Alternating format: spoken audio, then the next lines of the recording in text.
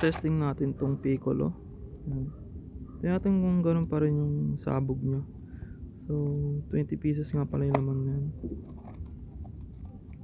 Buksan natin dito. Kuha tayo ng isa, testingin natin. Yan, ganyan yung itsura niya sa loob. Hindi na siya yung ano, pero medyo malalaki na siya. Yan. Ganyan na yung size nya.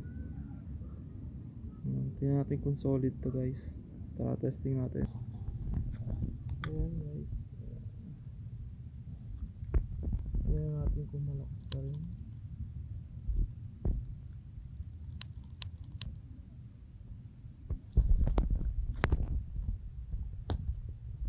Support. GG support. Isa pa. Isa pa tayo. Support man. Support. Try pa natin isa.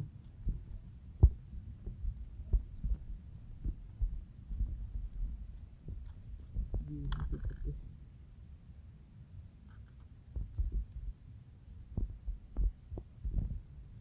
GG.